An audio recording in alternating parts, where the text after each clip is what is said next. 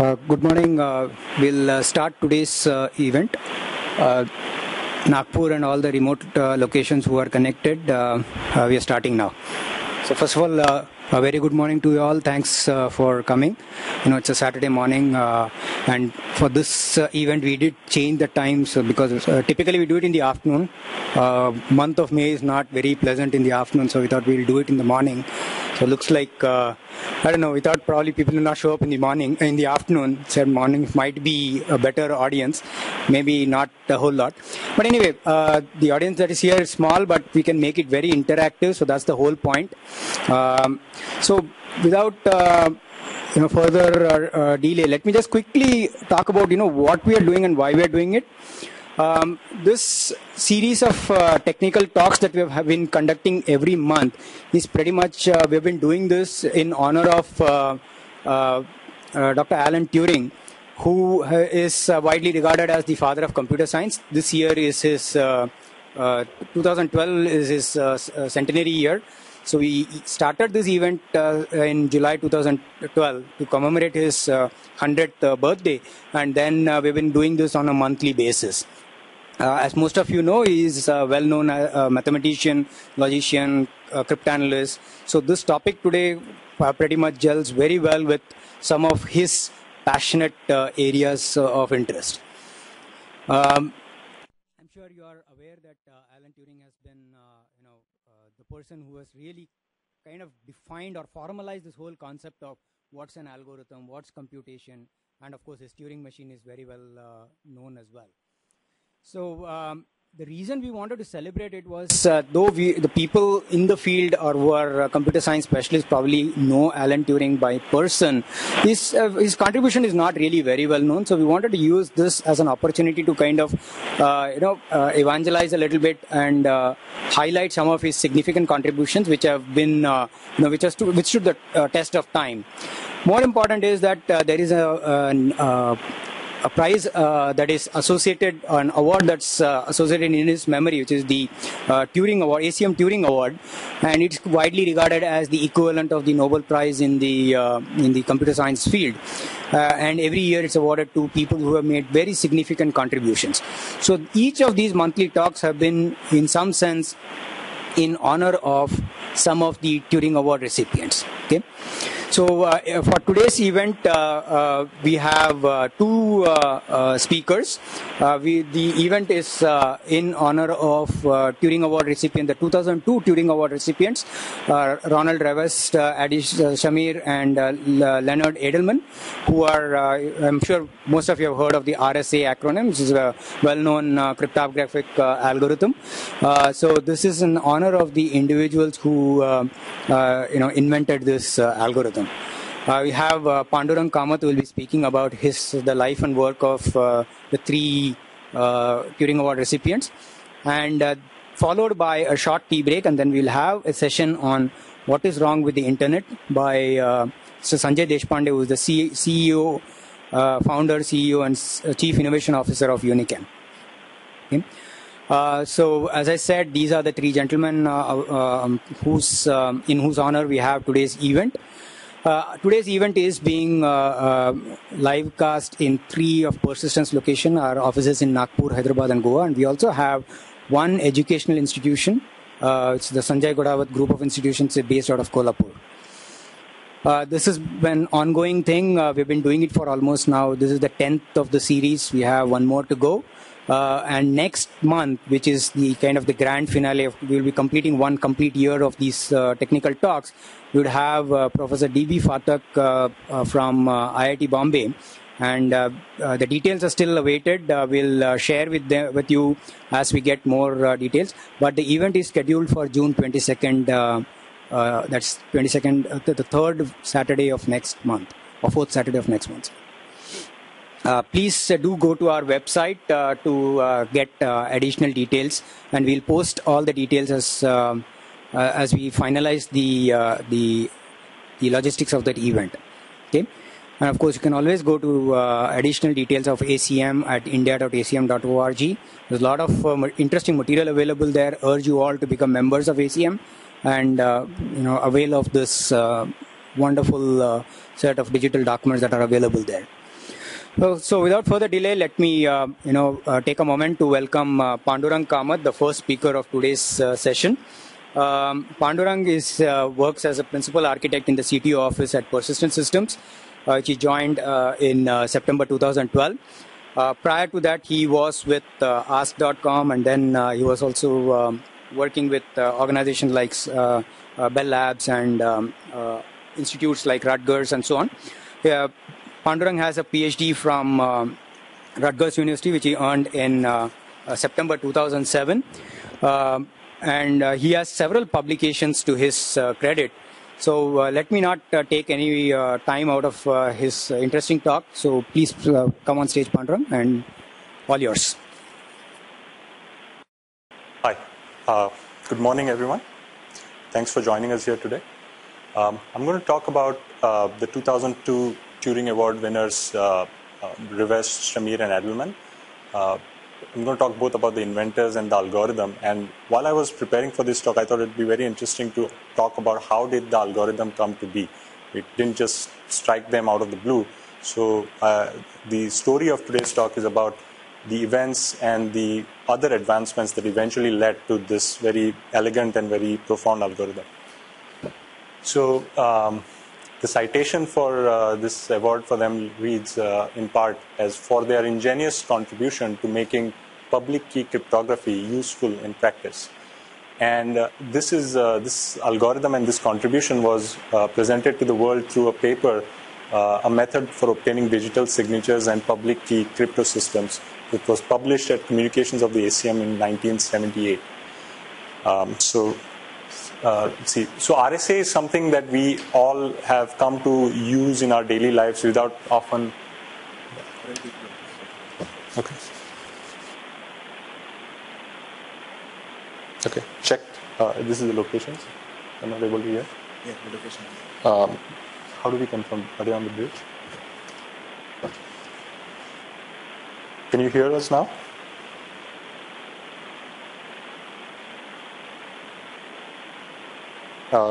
People in Nagpur or Goa, can you hear us now? Yeah, better. Okay. Do you need it louder? Yeah, please.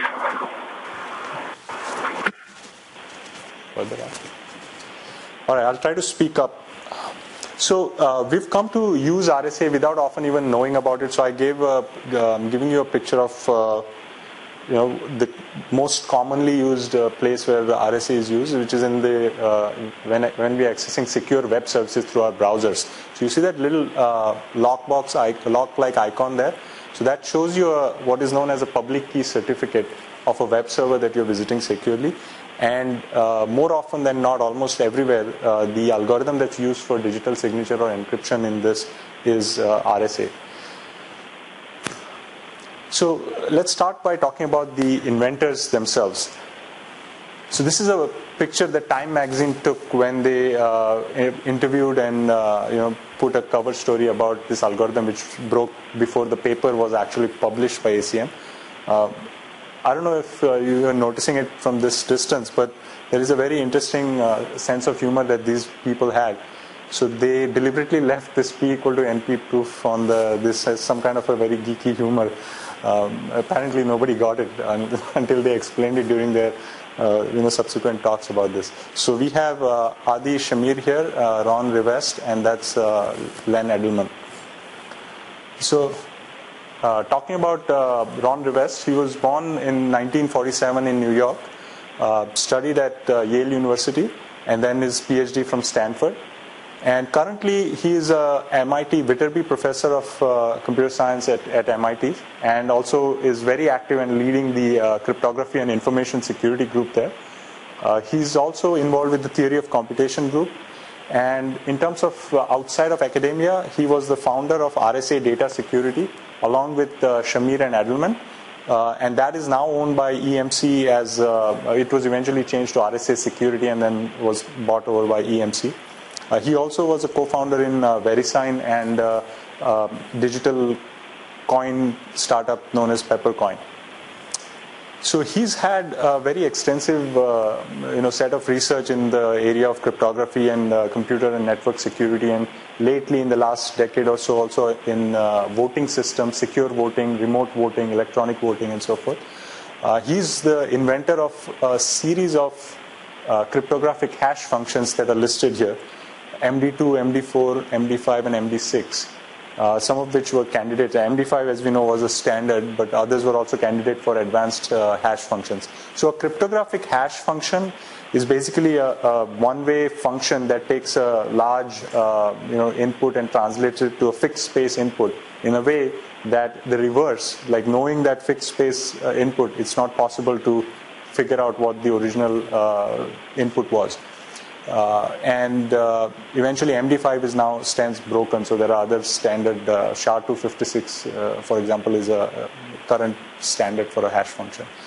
He also invented a series of symmetric encryption algorithms from RC2 to RC5 and up to RC6, and some of these were candidates and shortlists for the advanced encryption standard, which eventually was won by an algorithm called Rindell, and that's also but one of his, I think RC5 or RC6 was a candidate for that particular challenge.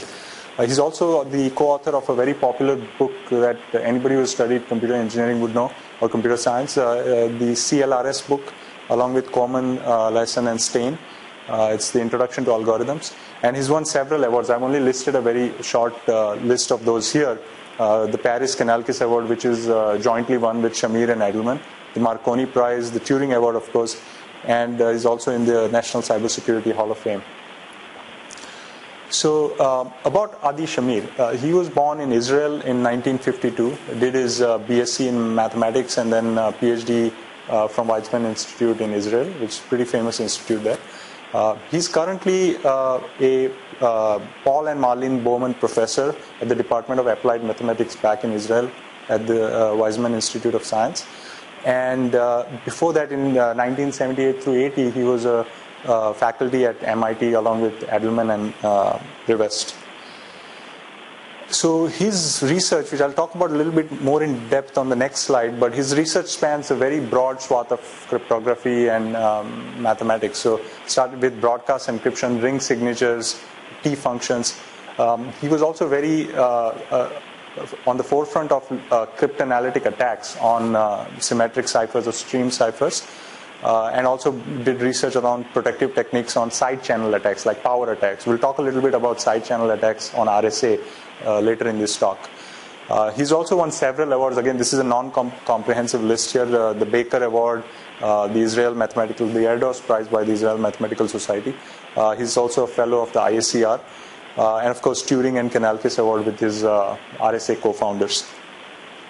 So some of his major research contributions beyond RSA are listed on these slides. So one of them is known as Shamir's secret sharing. So essentially the idea is based on the fact that you need k points are enough to uniquely define a polynomial of degree k minus 1. So he took this idea and built a secret sharing scheme where you could take a particular secret, break it into n parts, and then give these n parts to n individuals, such that you needed at most k, which is less than n, only k individuals to come together, group these pieces together to uniquely form that secret.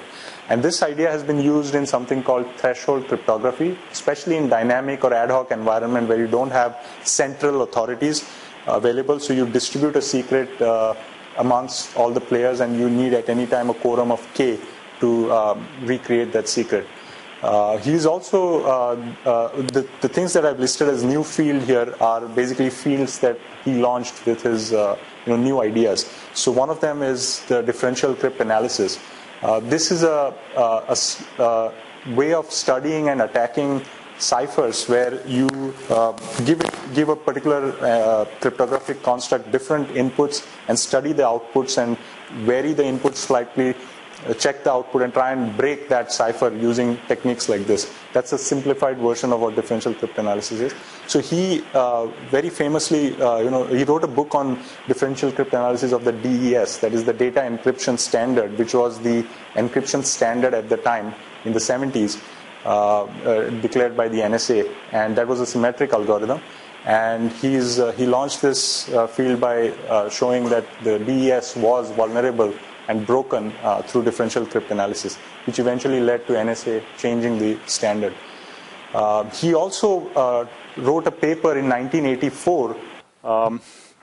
So he wrote a paper in 1984 about something called identity-based cryptography. And as we'll see in RSA, the keys normally in RSA or in symmetric ciphers are based on random numbers or very large integers and so forth. Whereas identity-based cryptography, he created it based on, you could take a string, an ASCII string, which could be an IP address or the name of a person or an email address, as a public key, and then create a private key out of it for that particular public key, knowing certain secrets about the system that you were using, or coming up with your own secret. And then people could communicate to each other without having to publish any public keys in a directory service, other than just using their names or attributes, for example. And this is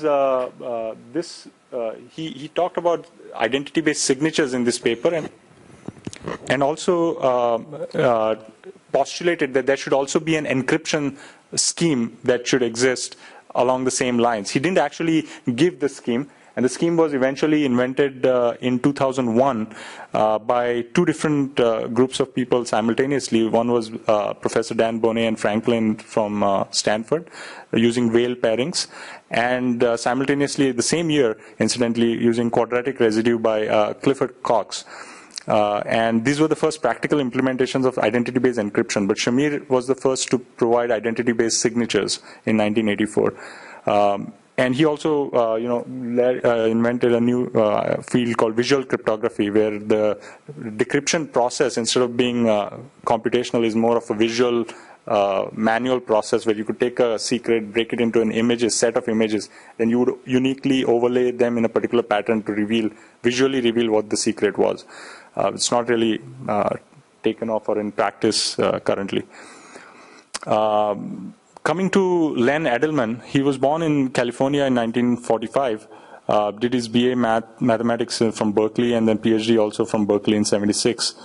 He was a professor also at MIT as an assistant and associate professor later in the 70s, where he jointly worked with Shamir and Rivest.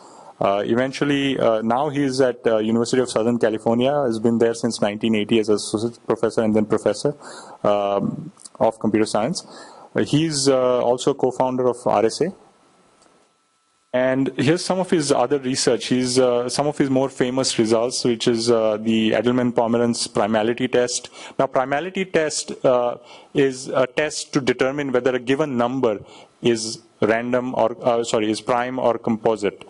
So there has been a concerted effort since the 70s, or even probably before that, to determine whether there exists a polynomial time algorithm to determine whether a number is prime or composite.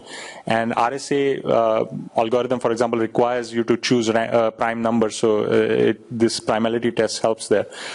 So he gave an almost polynomial time algorithm in the first time around. Then in 1987, he gave a random polynomial time algorithm for recognizing primes. This was a pretty powerful result until 2002, where when three folks from IIT Kanpur published the primes algorithm, which is determining primality in P, in polynomial time. And so currently the AKS test, as it is known, named after Agarwal, Kayal, and Saxena, is now the standard polynomial time algorithm for primality. He also proved the first case of Fermat's last theorem, that it holds for infinitely many primes. And very interestingly, around in the 90s, early 90s, he moved towards trying to formulate whether DNAs can be used for computing. And he's known also as the father of DNA computing, because he was the first person to actually, in a laboratory, create a DNA computer using chemical reaction processes. And he encoded the Hamiltonian path problem, the graph theory problem, into that DNA, and then used the DNA programming to solve that problem. For, I think it was a 7-point graph, 7-vertex graph.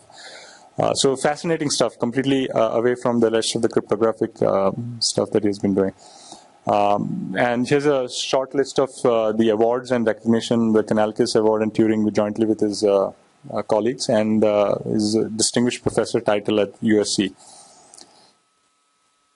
So at this point, I'll take a pause and just show you, I've captured a minute of videos from the Turing Award acceptance speeches of Rivest, Edelman, and Shamir, which are relevant in the flow of this talk. So let's just switch to the video for a second. Our centers, let us know if you can't see or hear the video. Turing, in 1936, when he was just 24 years old, published his famous paper on Hilbert's Entscheidungsproblem, his decision problem. And that's where he introduced the Turing machine. This amazingly simple device which could do such amazing things. And in fact, apparently captured precisely the notion of what it meant to compute. So that 1936 paper arguably is the beginning of our discipline.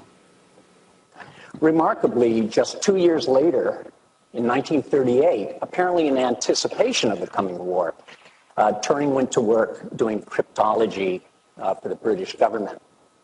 And when the war did begin, he went to Bletchley Park, where he began work on the Enigma machine and was successful in cracking it using his new ideas about the nature of computation, building what is called the bomb, a sort of electrical, mechanical device. This kind of mixing of theoretical mathematics with cryptology occurs many times and is, of course, in some small way reflected in our own work. Yeah, so that's a good segue into where we are going into the history of cryptography and history of public key cryptography, and then eventually the evolution of or the creation of RSA. So let's go into that. Okay, encryption historically was always symmetric until the 70s. It's cryptography. The word is derived from Greek words crypto and grafo, which is hidden writing. And archaeologists have found as early as in 1900 BC finds which indicate that there was some kind of cryptology in use, but not definitive. Until the 70s, as I said, encryption was symmetric. The sender and receiver used the same keys, and until then, it was also predominantly dominated by military technology for military purposes and so forth. And generally, with that, an offline secure channel was used to exchange the secret, and it wasn't a problem. So here's some examples of the early ciphers. This is Skytail, which was used by Greeks and Spartans in ancient Greece, and it was a transposition cipher. So essentially, they took a rod of a particular circumference, and there were two rods created of the same circumference or multiple ones, and they were shared with the generals in the field. And then when you had to send a secret message, you picked a particular rod from your set, and then you wrote your secret on a long piece of cloth or strip, and then wound it around on the rod. And if you wound it on the correct circumference rod, you could read the secret correctly. And then they sent it with a messenger without the rod. So you had to verbally tell the general on the other side what rod to use. So if anybody intercepted the messenger, they wouldn't know what the secret looked like. So a very simple and easily breakable cipher. The other famous cipher that people talked about is Caesar cipher that the Romans used, which was essentially a shift cipher. You could shift the alphabet by some particular well-defined number, and that was treated as a cipher. And that shifting number was the secret in this case. Again, a very simplistic cipher that was broken easily, predominantly because it relied on the artifacts of the language, and then you have constructs within the language, like certain letters occur more frequently than others. So you could use those techniques to break ciphers like this. So another interesting thing in the history of cryptography was during the World War II era, where the Enigma machine, which was invented by Arthur Scherbius, who was a German scientist, and this was a machine that was a symmetric polyalphabetic substitution cipher. Essentially, a polyalphabetic substitution cipher is essentially where you have a matrix where each alphabet, the alphabet is shifted according to different shifting steps, and it varies. So it is varies. It's not constant like the Caesar cipher. So it is slightly more immune to frequency attacks, but it is also was easily broken. Well, not so easily as we think, but it was broken by the Polish Cipher Bureau first, and then eventually Alan Turing played a major role in breaking subsequent versions of this from the British side. He, in fact, as we heard Adelman talk about, he built a machine called the bomb, which could break any future versions that the Germans built with some changes, as long as they had a picture or a physical new version of the Enigma machine with them. So that brings us to public key cryptography. And the difference is that in public key, which is a more asymmetric cryptography, and it's called so because the keys for encryption and decryption are different, unlike symmetric cryptography. And generally, the operations with asymmetric key cryptography tend to be slower than private key cryptography. And in communication, therefore, this is typically used just to establish a symmetric session key and not for the entire communication. So here's an example of what it looks like. We have Alice on the left, which is who wants to send a message to Bob, and she uses Bob's public key PK to encrypt that message into a ciphertext C, and that's sent over a non-secure channel. And Bob, on the other hand, uses a secret key to get the message back. So with that, I want to focus on the early 60s and 70s, where the research on in cryptography was predominantly being driven by the military. And one of the problems that they were trying to solve, how did they come about public key cryptography? So the problem that they were trying to solve was, how do our radars identify enemy planes versus friendly planes? So if I want to send over an insecure channel, which is over the air, a challenge to a plane that's flying overhead, which I cannot determine whether it's ours or not, and I want to get a unique identification response and verify, essentially a signature verification that this plane belongs to, is a friendly plane. How do we do that? And they were talking about sending puzzles around or having some secret stored, but then if the secret was compromised by the enemy, then it was a problem and so forth. So these kind of thoughts were going into determining where the cryptology research was heading. And around the same time, there was a lot of development in the field of computational complexity. So that when that met the field of cryptology, a fundamental new idea emerged. Now, classically, the symmetric key cryptography, the one-time pad, and so forth were based on information theoretic security, which Claude Shannon said. Essentially, in English, it translates to a code is unbreakable when the adversary does not have enough information about the code. And this is how he proved that the one-time pad was information theoretically secure, and it was the perfect cipher. And that was the dominant thought in the field of cryptology until the 70s, when computational complexity development introduced new ideas. What if instead of information not being available, what if we talk about an adversary who doesn't have enough computing power or enough time with the computing power that he or she has to break a code? And that introduced the idea of computationally hard cryptography, where a code would be unbreakable not because the adversary does not have enough information, but because the adversary will not have enough computational power to brute force or break the cipher, or enough time, essentially. So with these developments, we turn to another interesting character that came into the play, Ralph Merkle, who in 1974 was a student at University of Berkeley, California, Berkeley. And he was an undergraduate student and took a course under Lance Hoffman.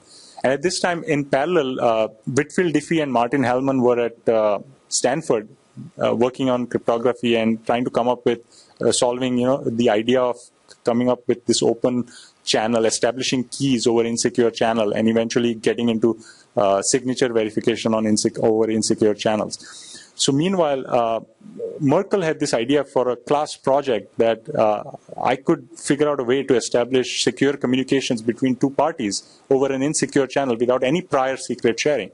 And he wrote a project proposal, and I've had the chance to read this. It was as his professor put it, pretty muddled and very raw. So his professor told him to basically quit that project. He instead dropped the course and kept working on that idea. And he sent a paper to Communications of the ACM in 1975 using, on that idea. And again, the idea was so outside of mainstream cryptographic thinking that the reviewers and the editors rejected it, citing exactly that reason, that this is not mainstream cryptography thinking, and you have not given any prior work citation. And he didn't give any prior work citation because there was no prior work at the time in this area. So that's actually one tragic aspect of this development here. So eventually he published it in 1978 after the Diffie-Hellman and RSA papers. But meanwhile, so his idea in 1974 was basically this, that if Bob and Alice want to talk and establish a secret session key, Bob would create, say, 1 million puzzles, very large number of puzzles of moderate complexity. So these could be like 20-bit symmetric ciphers, which could be brute force in reasonable amount of time. So each puzzle would take on an average O of n complexity to solve. And then Bob would send these 1 million puzzles to Alice. Alice picks a random puzzle out of this and solves it in O of n, and then sends back a session key encrypted with the key that's hidden inside that puzzle.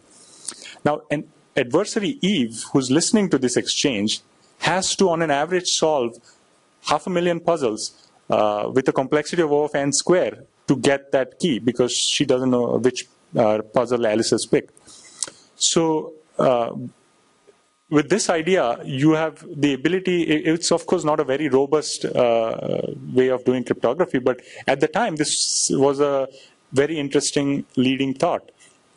And by the way, as a side story, these terminologies, Bob and Alice and Eve, so forth, were introduced in, the basic characters were introduced in the RSA paper for the first time, and then have now become commonplace. There are many more characters that are now involved while describing cryptographic constructs. So going back to this, so eventually somebody told Merkle that he was pretty dejected about his papers being rejected. So somebody told him, there are these two guys, Diffie and Hellman at Stanford, why don't you talk to them? Because they seem to be talking these strange concepts like you are talking, and no one else is talking about these things. So he went and collaborated with them, and eventually he played a very big role in the Diffie-Hellman protocol, and they actually wanted to give him credit, but that never happened.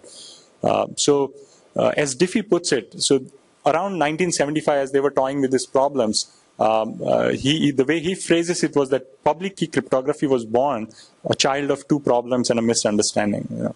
You can apply that in real life too. But so it was in 1975, and the problems that they were trying to solve were the key distribution problem. How do two parties establish a secret without prior secret sharing? And signatures, as I mentioned. And the misunderstanding part is actually, I read this paper by him, and I couldn't figure out exactly why he was calling it a misunderstanding, but his misunderstanding was that the key distribution center that was used at the time, where there was a central entity that would give keys to anybody, any two people who wanted to talk to each other.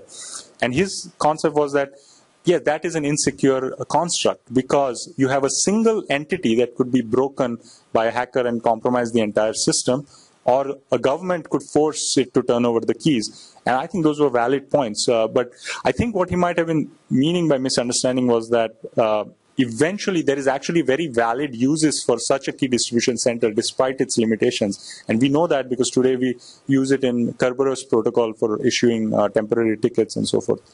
So anyway, with this context, they were toying around with these ideas, and one of the inputs that was going into how to create these signatures and encryption was a concept known as trapdoor functions. Now, to know what a trapdoor function is, first we need to know what a one-way function is. A one-way function is a function where, given x, it's very easy to compute f of x, but it's very hard to reverse f of x and compute x from it. And a trapdoor function is a one-way function which can be reversed if you know a particular secret about that construction or the mathematical construction of that function. So people had by that time arrived at a consensus that some kind of a trapdoor function needed to go into creating this new type of cryptography that would be asymmetric in nature. And one of the thoughts that Diffie-Hellman had early on was, what if Alice could pose challenges using this trapdoor function that she could not solve herself, but she could verify in polynomial time or in fairly easily. And so essentially what she would do is she would pick something that Bob publishes F as a public key that he has, and Alice would send him something from the f of x space as a challenge, where she knows x. And Bob would only be able to solve it if he knew the trapdoor y, which is the secret associated with that function. And if x is the message Alice wanted to send Bob, then we had encryption right there. And if Bob solves it correctly, then we have the equivalent of what is known as signature verification. So they published this thought in their 76 paper, which came just before the next seminal paper that they wrote. This one was called Multi-User Cryptographic Techniques. And there were 3 possible tracks at the time that people were following in trying to create these trapdoor functions. One was an idea by John Gill, who was a Stanford professor at the time. And his idea was that you could use discrete exponentiation to create this trapdoor function. And the reason is the inverse of a discrete exponentiation, which is discrete logarithm, is known to be a hard problem. And Diffie-Hellman eventually chose this for their scheme. The other line of thought was around the knapsack or the subset-sum problem. It depends on the formulation. So some people think that subset-sum is a special case of knapsack. Essentially, knapsack problem is where you have a knapsack and you have a bunch of items with certain weights and values, and you need to put as few items in terms of weight as possible into the knapsack to maximize the value. So you could use that problem construction to create a one-way function was one of the thoughts at the time. And eventually Merkle-Hellman teamed up to build such a crypto system in the late 70s, but it was broken multiple times and now considered defunct. Donald Knuth, meanwhile, had the idea that prime multiplication could be used as a way of trapdoor function construction. And the reason is because factorization, the inverse of that, is a hard problem. RSA chose this particular construction eventually. So, meanwhile, Diffie-Hellman wrote their new paper called New Directions in Cryptography, also in 76. And this was the paper that eventually inspired RSA. And in this paper, they started it pretty prophetically, actually, by saying, they started this paper by saying, we stand today on the brink of a revolution in cryptography. Now, they weren't referring to their own paper in grandiose terms. They were referring to the fact that there was a communication revolution happening at the time, in the post-World War II era. And they realized that as this revolution is taking place, there's going to be a need for not just government and military organizations to talk internally within their sub-entities, but for average people to individually talk to each other somehow in a secure manner. And therefore, that would drive the evolution and the invention of new ideas in cryptography. And that's what they were referring to here. So in this paper, they proposed the first method of establishing secure session keys over insecure channels. And essentially, skipping the initial part of this, they talked about, they used the discrete logarithm problem to build this, where Alice would send, she would pick a random a in 1 to n in this cyclic group G, and she would send G raised to a to Bob, and Bob would pick a random b and send a G raised to b back to Alice, and they could individually then raise G raised to b to a or G raised to a to b and get the same key, G raised to ab. And anyone who observes these individual exponentiations flying around in the air, they couldn't construct or derive a from there because discrete log was a hard problem. So with this, RSA, and they also in this same paper, they postulated that there should, based on these type of themes, there should exist a system where there are two functions, an encryption function and a decryption function, and you could solve one without having the ability to solve the other. And at this point, I'll just play a minute of video from Rivest's talk, which is relevant here, and how they got inspired by this. On the point of doing the impossible, Diffie-Hellman left as an open problem the question of realizing a public key crypto system. Can you find two functions, E and D, that are mutually inverse, where E can be made public without revealing how D should operate? We struggled with this, and at times thought it was impossible. We spent time trying to prove it was impossible. We failed at that. But ever since, we've seen more and more examples where something that seems intrinsically contradictory can in fact be solved. And so I'd like to propose this meta-theorem of cryptography that any apparently contradictory set of requirements can in fact be met with the right mathematical approach. It's been surprising me how often this holds. You see a set of requirements which just look like they go like this, yet with the right insight, the right mathematics, you can put it together. Okay, so with that, we actually go into the, there are multiple presentations here. This one, right? Should play this one. Okay. With that, we go into how, from this paper, how they got to RSA itself. So at this point, there were a lot of ideas being thrown around. This Shamir, Rivest, and Adelman were, sitting around in the same department at MIT, and they were constantly trying to formulate this problem of how to solve, create a trapdoor function. And Adelman was a number theory guy, so Rivest and Shamir would come up with this construction, and he would shoot them down or find loopholes in them. And this went on for, I think, more than a year, or a year and a half. And eventually, one evening after dinner, the Rivest thought of this idea based on factorization. He called Adelman, and he told him the idea over the phone. And after a long pause, Adelman said, I think this will work. And then they tried to break it over the next several weeks, and they couldn't find any way to essentially translate the weakness to anything beyond factorization, which was known to be a hard problem. So then they decided to publish it. And an interesting side story there is that when Rivest wrote out the draft of this paper, he put the names in alphabetical order, which was Adelman, Rivest, and Shamir, because they were all equal contributors. And Adelman insisted that his name be last because he has contributed the least. And that's why, thankfully, we have RSA and not ARS.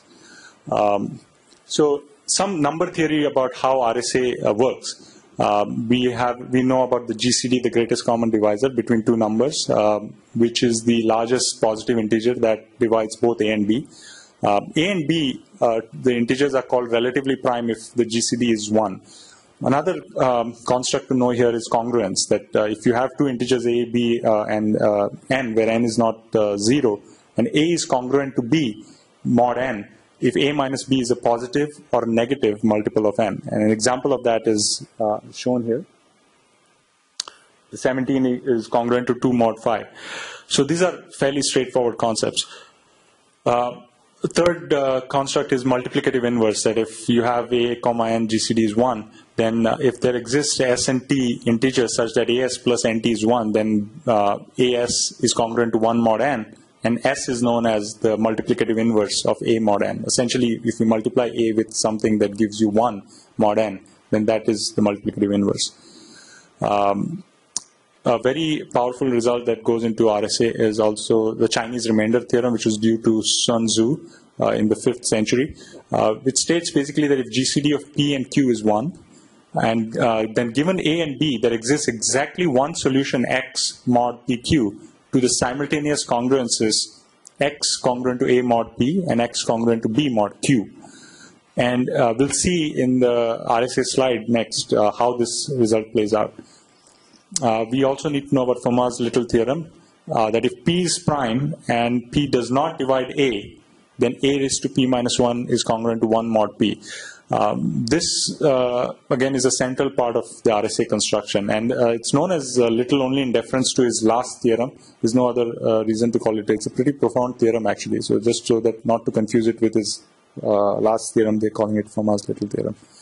And then finally, the Euler's theorem, where Euler basically said there's a Euler totient or Euler phi function, as it's known, where for a composite n, phi of n is the number of integers a between 1 and n, such that GCD of a, n is 1.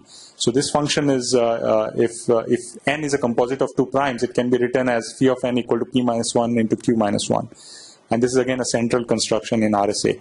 And so Euler's theorem states that for a composite n, if GCD of a, n is 1, then a raised to phi of n is congruent to 1 mod n. So with this, how does this go into RSA? So here's what the RSA key generation looks like. If you have two large random primes p and q, which are generally recommended to be close in size, so that you get an n, which is a composite number, which is also known as the RSA modulus. That should be of the required strength. If you need a 1024-bit strength RSA, then your n should be 1024 bits. So if you compute n out of it such that, because n is a composite of primes, we know that phi function is p minus 1 into q minus 1, as we just saw. Then we choose an integer e between 1 and phi, such that the GCD of e, phi is 1. and therefore we know that E into D, if you can compute a D out of this such that E into D, D is a multiplicative inverse of E in mod phi. And then the public key in this case is n comma E, and the private key is D, P, and Q, or D and N.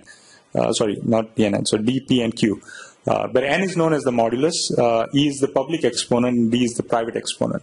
So this essentially, using Fermat's little theorem and Euler's theorem, they constructed a trapdoor function which could do both encryption, decryption, and also do signing and verification. And here's how it works. If you have a message M, then the encryption process basically raises M to the power E, mod N. And that's your ciphertext. And to decrypt this, and we'll see a proof on the next slide, to decrypt this, you basically raise the ciphertext to the power D, mod N, and you get back the message. And to sign something, essentially, somebody who knows the secret D would take, say, the hash of the message, just to make it fixed length, and then raise it to the power D. And you could verify that it was done successfully by translating it back to H of M by raising the signature to the power E. Anybody could do that because E was public. So this is the basics of RSA, or what are known as the RSA trapdoor functions. And quickly, a 30-second video from the RSA founders themselves explaining this.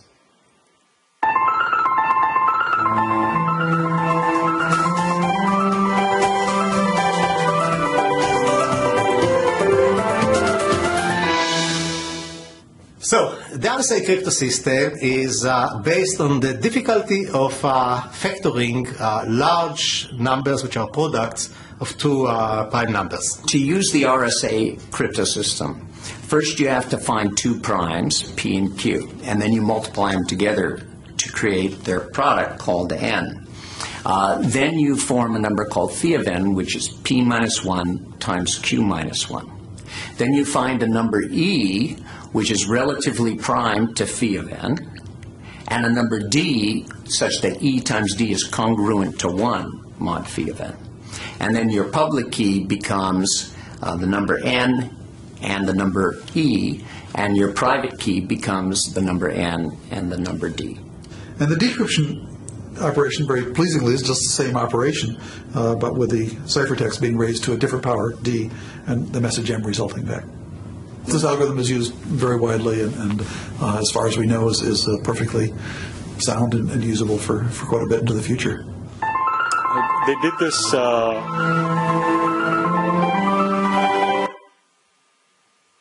They did this video in 2011 when celebrating 20 years of the RSA conference as part of a promo.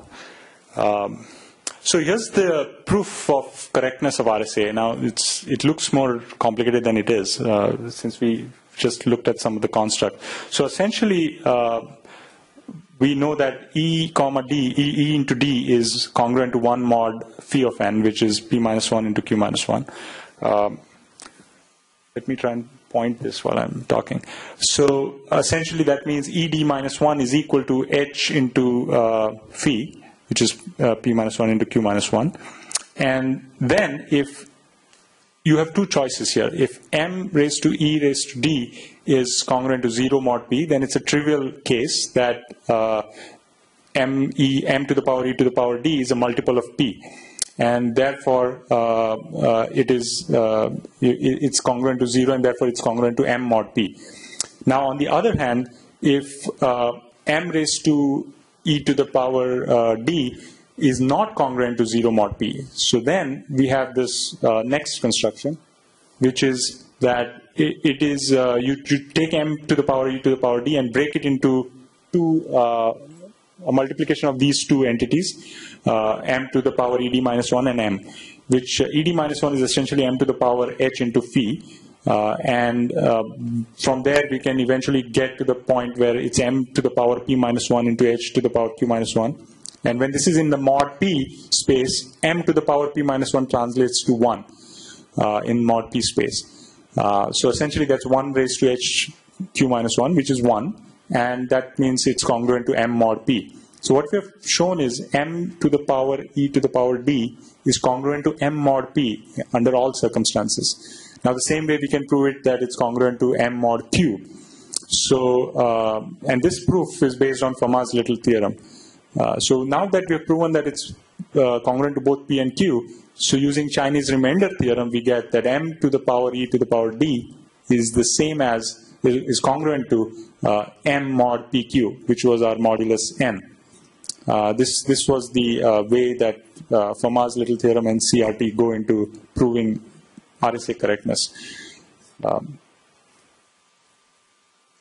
So by itself, these trapdoor functions are not very secure in terms of practice. You have to make some other choices to make them secure. So the plain RSA is very deterministic in nature because there's no random aspect to the construction or the working of the algorithm rather itself. So it's open to something known as chosen plain text attack. It's not considered semantically secure. It is also open to something called chosen ciphertext attack. So the way these things work is because if you don't change the message, you could send specially constructed messages to some entity that was encrypting them or signing them, and then use that fact that the message wasn't changed. You could create something equivalent of R into M as your message, and then when you get back the decryption, you divide it by R, and you get there's a way to get to the key from that. So a solution to this type of attacks, against this type of attacks, was to create random padding around the message to make it random rather than deterministic in nature. So anytime you give a message to a box that is doing RSA, it would add random padding before it or after it to do this. So initially they started by adding a simple random pad as a prefix, but eventually there is a standard evolved, and that standard currently is called optimal asymmetric encryption padding as part of the PKCS standard. And there is a very specific construction to how to do this in a secure way. So that leads us to the PKCS standard, which is PKCS1 is known as the Public Key Cryptography standard. It's one of a set of standards that exist for doing certain things. The PKCS1 lets you do encryption, decryption, as well as signatures. There are other standards like ANSI X931, which and PSS standards, which do only signature schemes in a correct manner. So the PKCS1 standard is probably the most widely used currently. The latest version is 2.2. This specifies the various functions that we see here for doing, massaging the message itself to translate it to a right integer form that you need to do the encryption and so forth. It also specifies the signature schemes and the encoding methods used. Here's an example of the random padding that is part of the PKCS standard. So it's slightly more complex than just adding a the early versions were just doing that. They were adding a random prefix, but the current standard does something like this, where you take these label, the first two fields are optional fields, which are label hashes and some random numbers that you can come up with. There's a fixed 0, 1 as a delimiter, and then the message. You take that and you use a mask generating function which uses a random seed to create a mask that masks this message. Then you also have to send the seed with it to somebody at the other end to be able to get the real message out of this. So you take the seed and you apply another mask to it, and that mask seed is also part of the EM message. And then there's a marker 00 prefixing this, and this EM is what is actually encrypted. So each time you give a message M to this, it will produce a different ciphertext, because what is really being encrypted is very different each time, because the seed changes and the mask generating function therefore creates new entities here. And this basically creates a workaround the deterministic nature of the basic RSA mathematics that was proposed by the original creators. And there are some practical choices that I've mentioned here. To speed up encryption, normally it's recommended that you choose small e, but you can't choose very small e. So normally the recommended value is a fixed 65,537, which is 2^16 plus 1. That's a very commonly used value for e. And then the n is the one that changes each time, because p and q are different. So here's a comparison of RSA bits compared to symmetric ciphers. The size of RSA, because of the nature of its construction, the key size tends to be much larger than symmetric ciphers, which is another reason why it's only used to establish a session key and not for entire communication. So here's a comparison about that. Currently, the standard recommendation is that For most normal uses, a 1024-bit RSA modulus is considered as safe, but for exceptional security, they recommend going to 2048-bit RSA key, which translates to, I think, 1024 translates to about 80-bit in symmetric ciphers, equivalent strength. So the next thing I want to mention was a note about how RSA founders and others at the time, including the PGP founder and so forth, faced export regulations when they tried to publish their results or their algorithms. So the US export regulations basically at the time said that you could not take something like this, encryption technologies, which was considered a military technology, and just make it public outside the United States. And since these people wanted to publish this in an open forum, they had to wrangle back and forth with the Defense Department, the State Department. There were a lot of challenges, and it wasn't until 1999 that the restrictions on the exports were fully removed, actually. So people were trying to, show their protest by doing things in an innovative way. So there were people who took up a challenge to encode RSA into a as minimal Perl code as possible, so that it could be published on T-shirts, on labels and bumper stickers and so forth to protest this export regulation. So here's such a very cryptic-looking code, which is basically the RSA encryption as part of a very compressed Perl code. So there's another interesting thread to the RSA saga. There was a algorithm very, very similar to RSA, almost equivalent to RSA, that was developed in secret around exactly the same time, 3 years before RSA, in 1973. And it was developed completely in secret because it was developed by people who were part of the British intelligence, GCHQ, in London. And they were building, the reason I told this backstory is they were also following all these same developments around military challenges, the trapdoor functions. So they arrived at the exact same construction. The only difference was their N was equal to E in their construction. Other than that, the construction is exactly the same. It was originally, there was a fundamental construct that was created by James Ellis, and the RSA equivalent algorithm was created by Clifford Cox, who was a cryptographer. And it was classified as a secret, and they kept quiet through all the fame and the commercial success of RSA until 1997, when the British government made this public, that this was actually invented in 1973. So that was an interesting side story to this. This is our last video. I think I still have 10, 15 minutes. Yeah. This is a video of the Shamir's acceptance speech at the Turing Award. And he talks about these 3 cryptographic misconceptions. And from this is a segue into the final segment on RSA, attacks on RSA, how RSA has withstood 30 years of attacks. And the following 3 laws of security. First of all, absolutely secure systems do not exist. If you try to build an actual implementation, an actual scheme, which is going to withstand all possible attacks by all would-be hackers, you are doomed to failure. There are notions of sufficient security. So I can give you many examples where the security level seems to be ridiculously low, and yet it works in practice. Postage stamps, for example. That's a ridiculous security measure, and still people are paying many millions or billions of dollars every year in order to buy them. The distribution of newspapers, with this little vending machine, it works. It's not highly secure, but it's good enough. In many cases, if you try to over-design, what happens is that you run into the second difficulty. The second law says that in order to halve your vulnerability, you have to double your expenditure. And initially, this works very well. The economics is in your favor. You just spend a little bit and you have a big jump in extra security. But later on, when you try to get rid of the last bug and try to protect yourself against some of the crazier attacks that one might apply to you, it becomes less and less cost effective, and at some point, fairly early on, it's better to quit this game. Cryptography, by the way, encryption algorithms are not the weak points in most security systems.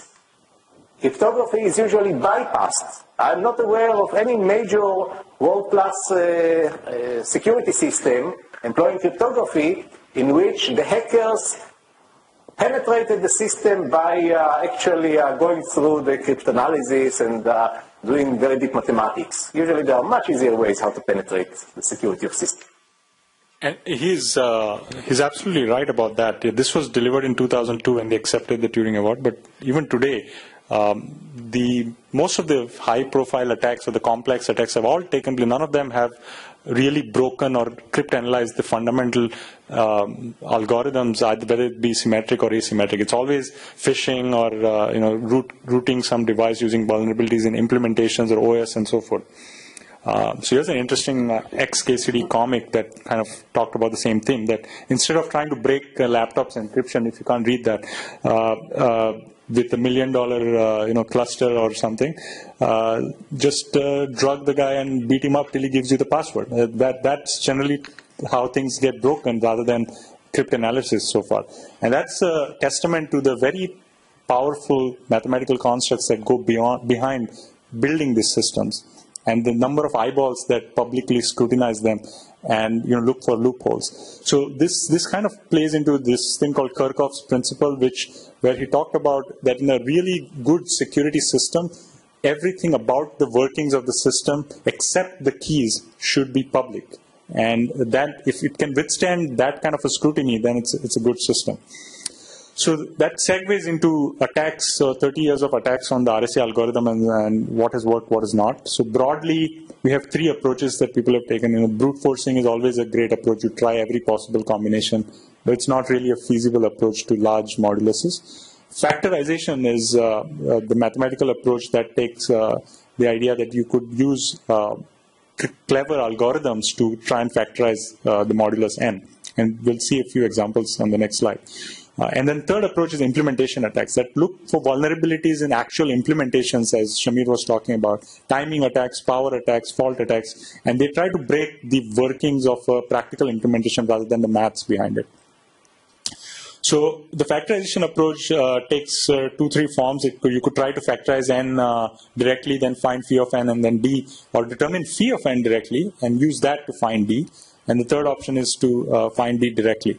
And they're all considered equally hard and equal to essentially the integer factorization problem, and which is not known to have as yet any polynomial time algorithm to do that. Factoring algorithms have gotten better over the years, and some of the best algorithms use techniques known as quadratic sieve or the generalized number field sieves. Under, I think, 100 bits, quadratic sieve is the fastest approach. Above that, the GNFS approach works out better. And I already talked about the last point that as of today, you should be at a minimum using 1024 bits RSA. And the complexity essentially can be explained this way, that for a b-bit product of two prime numbers, there is no known algorithm in polynomial time that is O of b raised to the power k for a constant k. That's polynomial time complexity. This doesn't mean that such an algorithm doesn't exist. So that is always at the backdrop of RSA, that someday a brilliant mathematician could discover a polynomial time factorization algorithm and then RSA is broken. But they do not have a definitive proof that it doesn't exist, and they don't have a definitive proof that it exists. And the best published algorithms so far have been sub-exponential, means to the something to the 1 plus some epsilon to the power b. And here's the GNFS algorithm complexity so far. The RSA folks issued this RSA modulus challenges over the years, where they published these composite numbers and challenged people to break them. And over the years, there have been several successes. And the largest RSA modulus broken till date was factored in 2009. It was a 768-bit RSA modulus, which was a product of two, I think there were 65 and 66 digit primes. And this is just for, a landmark that was achieved, and this is the highest number that has been broken till date. coming to implementation attacks, there are three that we talked about. These are just this is a non-comprehensive list of attacks. There's many more than this. Timing attack, basically, you use the time it takes to compute the decryption function and analyze that and find a correlation and expose D, especially on low computationally powerful devices like early phones or embedded devices. This approach can give you a correlation that lets you derive some bits of D and then eventually all of D. And some of the approaches that are countermeasures to this are you can add constant time, which is not really very efficient. The other option is to add random delays in your decryption function to always throw the adversary off. There's also techniques known as blinding the message or blinding the modulus, where you, it was similar to padding. You basically add some random component to the decryption exponent to blind the time it takes to do C raised to D. The power attacks work on a similar notion that the power consumption of especially low power devices like smart cards when doing the decryption can expose D. And these were due to also Kocher and others in 99. Faults attack were proposed first by Bonnet in 97, where an error in computing C raised to D can give some clues to certain bits of D and eventually expose D itself. So here's an example, but in the interest of time, I won't go into the details how the fault attack works. This is a fascinating result that I think it was published a couple of years ago, if I'm not mistaken. I forgot to include the year here. There were two simultaneous results, Lenstra et al. And Henninger from Princeton, who published results that they looked at the RSA keys that were publicly available on all the web services out there that they could crawl and get the certificates for. And they ran a program that compared two different keys, and they found in multiple cases, in hundreds and thousands of cases, that two keys were similar, completely on two different devices. They also found an interesting thing that if they used a result that if there exists two keys, N1 and N2, that have a common GCD, then that GCD gives you one of the two primes that make that composite key, P. And that makes it then trivial to solve and find both P and Q for all those. So they, in this way, they factored something like 0.4%. It's not a very large number of publicly available HTTPS keys. It's pretty powerful, but not run for the hills type of thing, because we know the reason why this happened. And they published that as part of their paper. And the reason why this happens is the poor implementation of OpenSSL or other libraries like them, where they don't look for enough randomness when trying to generate P and Q. We know that P and Q have to be random primes.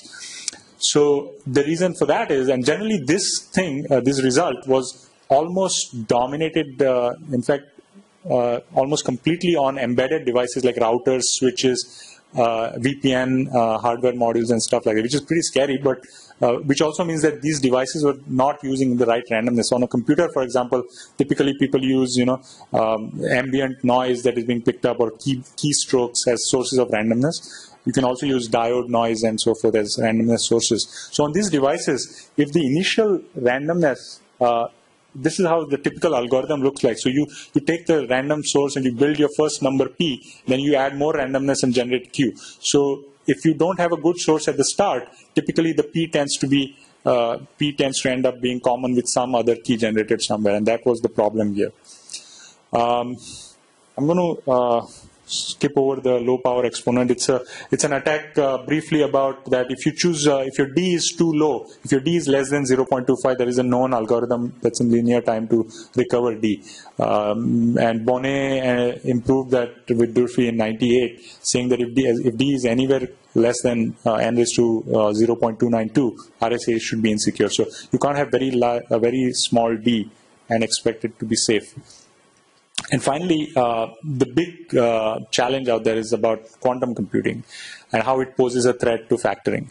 Quantum computing briefly it works on the principle of a qubit, where as opposed to a bit which can be 0 or 1, a qubit can be 1, 0, or a superposition of both of those states at the same time. So this leads to very exponentially powerful computation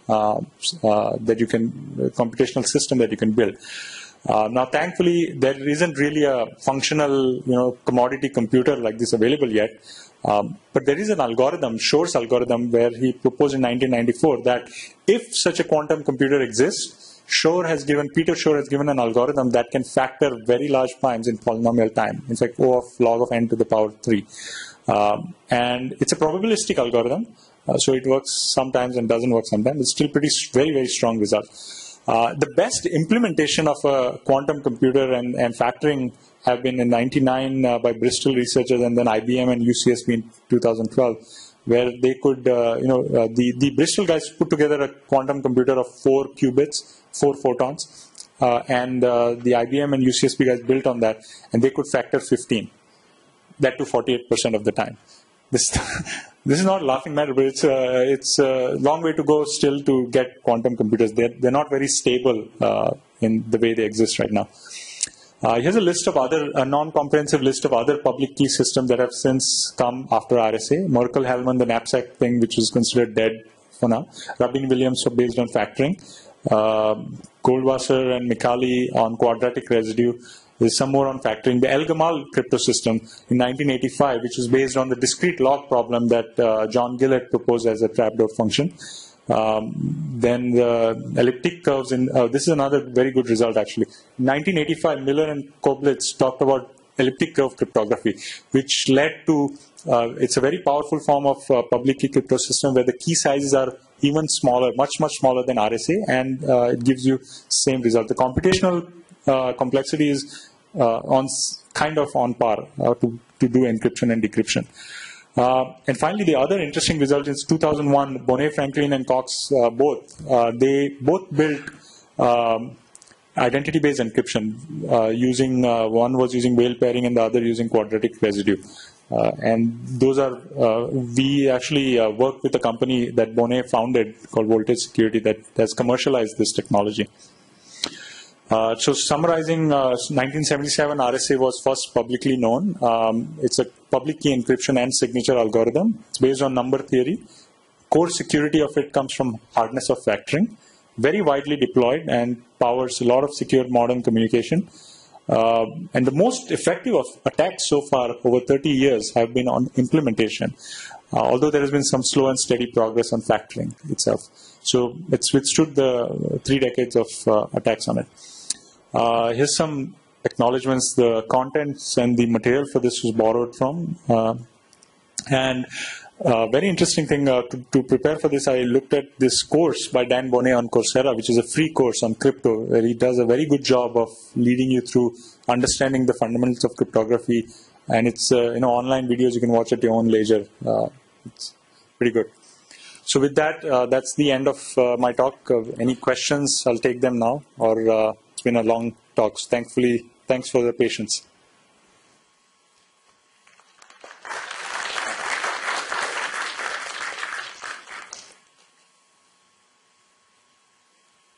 Any questions from the bridge?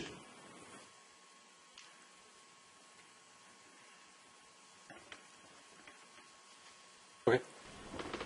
Yeah, please.